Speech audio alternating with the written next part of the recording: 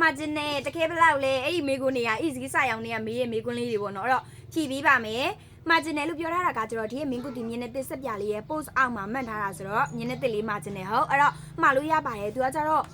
60 gram တခဲကိုမြန်မာငွေ16000နဲ့မှ900ပါဘာဖြစ်လို့1000ကျော်ကြီးဖြစ်တာလဲဆိုလို့ရှိရင်တော့60 gram ပါတယ်တစ်လလောက်ကတော့လုံးဝ AC လေးသုံးလို့ရတယ်အဲ့တော့ကိုယ့်ရဲ့မျက်နှာအသားကြီးအတွက်တစ်လစာ16500ကတော့တန်ပါတယ်လीနော်အဲ့တော့မျက်နှာမှာဝတ်ချက်နေပေါက်နေတယ်ပြီးတော့မျက်နှာအသားကြီးနေလောင်ပြီးတော့မှမင်းညစ်နေရဲဆိုလို့ရှိရင်တော့ဒီရဲ့မျက်နှာတစ်လေးကိုသုံးကြည့်ကြည့်ပါသူကကျတော့မေကုတီအခွန်နဲ့ထုတ်လုပ်ထားတာဖြစ်တယ်ပြီးတော့ပါဝင်ပစ္စည်းကလည်း9မျိုးပါတာဖြစ်တဲ့အတွက်ကြောင့်မလို့တုံးကြည့်ကြည့်လို့ရတယ်အရင်ဆုံးမဝယ်ခင်ပေါ့နော် ESCB မှာအသေးစိတ်လာပြီးတော့မှတိုင်ပင်လို့ရပါတယ်တယောက်နဲ့တယောက်ကကြတော့မတက်ရတဲ့တက်ရတူတာမဟုတ်တဲ့အတွက်ကြောင့်မလို့ပေါ့နော်အဲ့တော့ကိုယ့်ရဲ့မျက်နှာသားရည်နဲ့တက်မတက်အသေးစိတ်လာပြီးတော့မှမေးမြန်းလို့ရပါတယ်မဝယ်လဲမေးလို့ရတယ်နော်အဲ့တော့မှာချင်တယ်ဆိုလို့ရှိရင်တော့ Viber ဖုန်းနံပါတ်သို့မဟုတ် TikTok CB ကိုဆက်သွယ်ပေးပါရှင်မျက်နှာတစ်လေးကတကယ်ကို16500ပါ